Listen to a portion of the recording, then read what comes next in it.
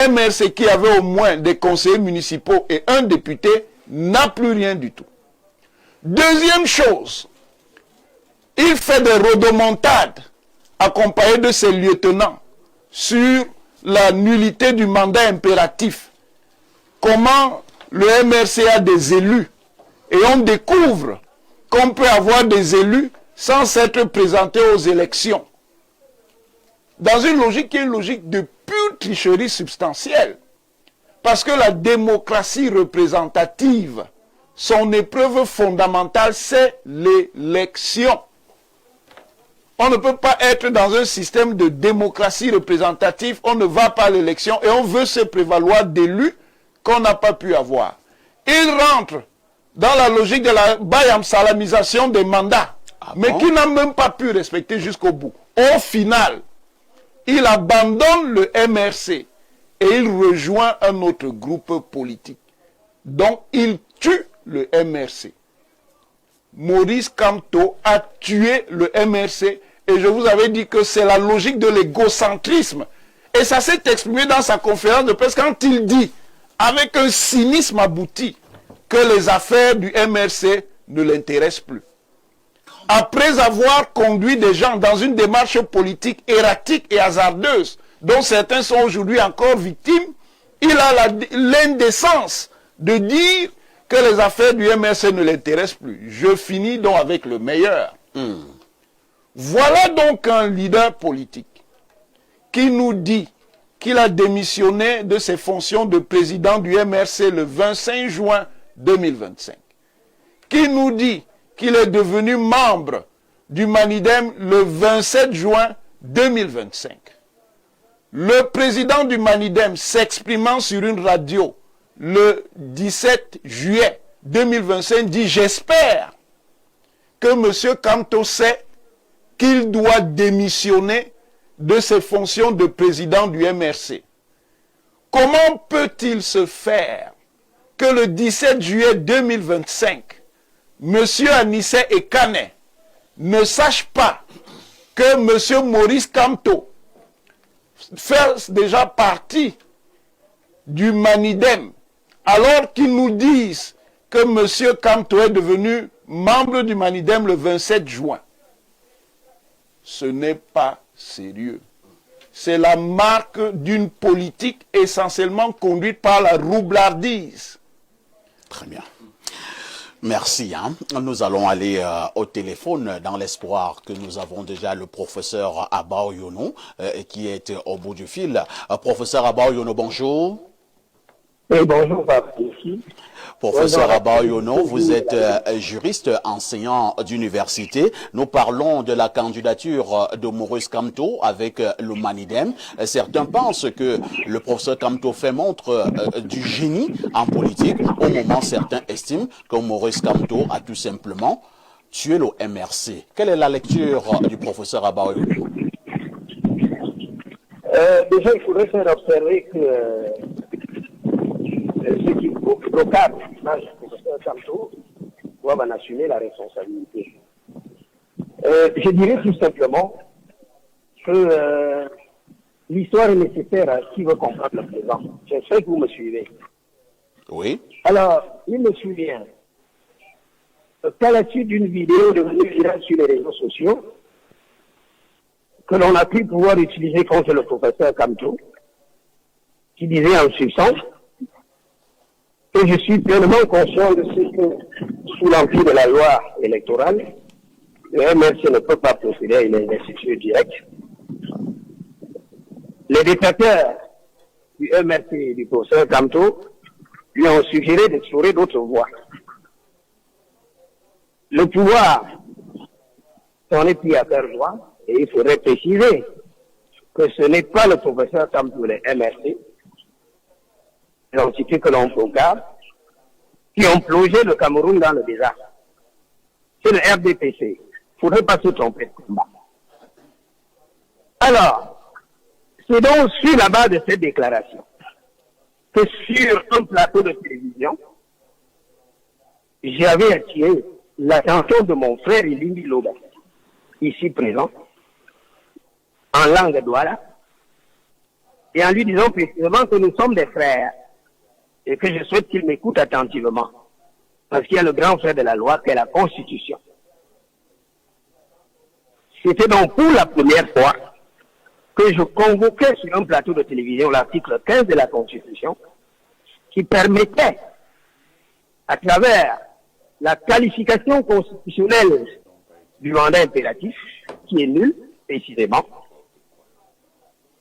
d'aboutir à la situation de l'investiture directe de la candidature du président Kamto par le MRC.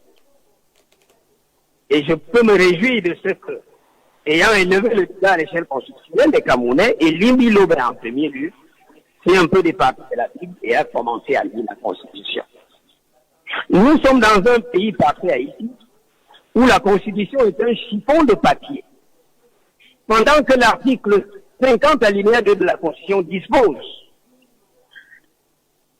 qu'une loi déclarée non conforme à la Constitution ne peut être ni promulguée, encore moins mise en application. La loi relative à l'organisation et au fonctionnement de l'Assemblée nationale, qui institue la procédure de validation des mandats, avait été invalidée par la Cour suprême, statuant en lieu et place du Conseil constitutionnel, mais le président de la République l'a promulguée. Donc, pour vous dire, c'est le président de la République qui a instillé dans l'esprit des Camerounais que la Constitution ne vaut rien. C'est la raison pour laquelle le débat a pris cette ampleur. Voilà pour l'observation et pour restituer les faits historiques sur cette question du mandat impératif. Que l'on apprenne à être sérieux. La loi ne peut pas priver sur la Constitution. Maintenant que ça a été démontré, c'est le même pouvoir qui dure et perdure avec ses intellectuels organiques qui ont dit que la Constitution ne valait rien. Ce qu'il fallait faire prévaloir, c'est l'article 122 du Code électoral et que le professeur Maurice Kamto n'avait la voix de l'investiture par un autre parti parce que peut-être il n'avait pas tenu, ou alors les trois on a compris qu'il ne s'agissait pas d'un problème juridique qui se posait au Cameroun, que le problème était éminemment politique. Parce qu'on ne peut pas. On met de côté la Constitution pour faire prévaloir la loi. Et maintenant que le professeur Maurice Kamto se fait investir par un autre parti, le débat continue à toujours à prendre de l'ampleur. Qu'est-ce qu'on veut finalement? Le véritable problème est que le professeur Kamto jeune, Kamto le matin, Kamto le soir, Kamto le matin, Kamto le soir. Et pourtant, il faut bien avoir beaucoup de respect pour les leaders de partis politiques. La vérité est que la candidature du professeur Maurice Kamto fait peur au pouvoir. L'écrasante majorité des Camerounais dans son ensemble en a marre de ce pouvoir qui nous vend du vent et sème de la mort. Voilà pourquoi on a peur de la candidature du professeur Kamto. Qui s'est fait investir par un autre parti, ça continue toujours à créer problème. Mais que le RDPC s'occupe de sa propre forfaiture. La démocratie est inclusive. On ne peut pas qu'on veuille écarter la candidature d'un leader politique qui fait peur au régime. Voilà pour le. Maintenant, est-ce que vous me suivez par ça ici? Je voudrais être très précis et très clair pour chuter. J'espère que vous me suivez. On vous écoute, professeur. Allô? On vous écoute 5 sur 5, professeur. Allô? On vous écoute, professeur. Eh bien, merci. Lors du meeting de Paris, j'avais clairement demandé au professeur Maurice Kamto de prendre ses responsabilités face au peuple supplicié. Ça avait été très mal pris par le groupe de Douala. Je peux me réjouir de ce que l'on m'ait rejoint. La vérité est que le professeur Maurice Kamto fait peur. C'est le poids lourd de l'opposition, je le dis et je le maintiens. Et sous le bénéfice de ce qui précède, je vais chuter par deux propos. Premier propos, j'ai suivi mon collègue Ronan Gini dire tout à l'heure que Maurice Kamto a tué le MRC. Absolument pas. Le MRC reste debout. et mon interpellation directe, comme maintenant à l'égard du directoire, il faut-il le préciser, avait donné mandat au professeur Maurice Kamto de choisir la voie idoine pour qu'il se fasse investir face aux manœuvres de déstabilisation du pouvoir. Il faudrait que le directoire prenne un acte interne faisant comprendre aux organes de base et haute du parti que le parti fonctionne normalement. Et que deuxièmement, pour avoir capitalisé depuis que je suis sur la scène politique un certain nombre d'adhésions, de Camerounais qui se reconnaissent en moi, je leur dis que l'heure du changement a sonné. Certes, il n'est pas interdit qu'à la dernière minute, les alliances se passent. Mais compte tenu de ce que Maurice Kamto reste et demeure le leader de foi, en attendant éventuellement d'autres candidatures se relient à lui, que les électeurs portent massivement leur vote dans le secret de l'urne en faveur du candidat Maurice Kamto, qui, à mon sens, est porteur de beaucoup d'espoir en vue du changement. Il faudrait qu'on sorte du biais dans lequel nous sommes plongés par le pouvoir RDPC. Et ce sera mon propos terminal. Merci, professeur Abayono. J'aurais quand même voulu que le professeur Abayono puisse nous répondre sur un aspect purement juridique. Malheureusement, la communication n'est pas fluide entre le professeur et moi. Je voulais savoir, le professeur Abayono va revenir, pourquoi, s'appuyant justement sur les démonstrations d'ordre juridique, parlant du mandat impératif, pourquoi le professeur Kamto n'a donc pas déposé sa candidature sous la bannière du Mouvement pour la Renaissance du Cameroun, le MRC. Lorsque le professeur Abayono reviendra, certainement qu'il va nous apporter un peu plus de précision sur cette préoccupation. Il s'agit du professeur Messanga Nyamding, avec le concours de la réalisation, j'espère bien. Professeur Messanga Nyamding, bonjour et bienvenue à nouveau au programme. Oui, rebonjour.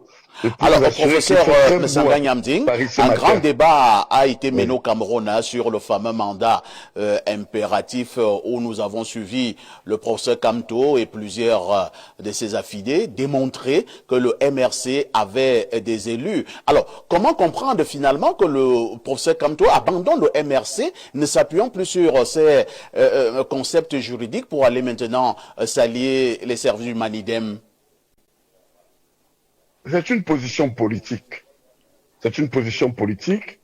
Et d'ailleurs, lorsque nous avons suivi le discours du professeur Kamto à la place de la République, il a dit ceci, je cite, « Il n'y a pas d'obstacle à ma candidature. » Et je crois que sur ce point bien précis, j'avais la même position que mon collègue Mathias Eric Onagini, à l'effet de dire qu'effectivement, son parti, le MRC, n'étant pas représenté, du point de vue technique, la représentation étant liée au parti ayant participé aux élections, il est clair que le MRC ne pouvait pas partir aux élections. Je crois d'ailleurs que nous avons épilogué là-dessus et ma position avec certains juristes et politologues sur ce point bien précis, qui était aussi celle du professeur Mathias Eric Onagini, était d'expliquer que, en réalité, le mandat, la nullité du mandat impératif protégeait d'abord l'élu. C'est clair, c'est un débat dépassé. C'est dépassé. Vous voyez que, et moi, en tant qu'analyste, je dis tout simplement que c'est une position politique qui s'inscrit dans une stratégie politique de contournement. Il a réussi. Maintenant, est-ce qu'aujourd'hui, sa candidature est recevable? J'ai produit un texte rigoureux du point de vue le professeur Maurice Kamto a utilisé une position juridique, c'est-à-dire une position de droit, à des effets politiques. Ça veut dire quoi? A utilisé, vous savez que quand nous enseignons le droit à nos enfants en droit constitutionnel en première année, nous disons qu'il y a des constitutions souples et des constitutions rigides. Il faut dire que le texte électoral au Cameroun s'inscrit plutôt dans la dynamique d'une normativité, je dirais, souple et contournée juridiquement à des effets politiques. Et là, sur ce point, je voudrais terminer tout simplement vous dire que il a réussi à se faire investir par un texte électoral qui est très souple, hein, parce qu'en la matière, je voudrais quand même le dire sous le contrôle de nombreux collègues universitaires qui m'écoutent, vous savez qu'en matière électorale, il y a deux lois qui font autorité. En réalité, la Constitution et la loi électorale qu'on appelle classiquement le Code électoral. Alors, si vous visitez l'article 121, il a eu ce qu'on appelle un mandat. Parce que la notion de représentation, qu'on dit parti représenté, clairement, parce que je parle pour les auditeurs, pour simplifier la complexité, c'est le mandat. C'est-à-dire que le parti représenté mandatif. Mais il a mandaté tôt, à travers le manidem. Qu'il est jonglé, qui n'est pas jonglé, mais c'est conforme à la loi. Ça ne pose aucun problème à la loi. C'est pourquoi, pour chuter, moi j'ai plutôt été surpris de voir l'instrumentalisation du droit, des gens qui sont sortis du cadre de la légalité pour venir opposer à sa candidature de faits qui ont été quand même gênants.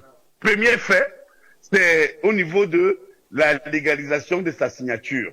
La signature où on a entendu, vraiment ça m'a un peu choqué. Des personnes essayaient de faire croire à l'opinion publique qu'il fallait légaliser sa signature et celle de son mandataire auprès d'une autorité. C'est faux. Si vous allez voir la linéa 2 sur les candidatures indépendantes, auprès d'une autorité, concerne essentiellement les candidatures indépendantes. Deuxième casuistique juridique. Vous savez, la casuistique, c'est l'inception. C'est l'approximation. Ils sont revenus dire que non, il y a la loi relative à l'organisation des partis politiques. J'ai dit, oh mon Dieu, en réalité, quand vous disiez cette loi avec eux, c'est la puissance publique qui organise, je dis bien avec autorité, le fonctionnement interne des partis. Ça n'a rien à voir.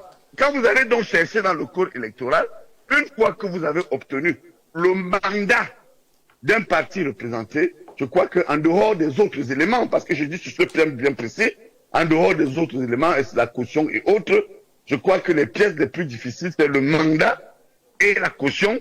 Lorsque vous avez obtenu le mandat, je crois que sa candidature ne souffre aujourd'hui d'aucune contestation en matière de recevabilité. Professeur Messanga Yamding.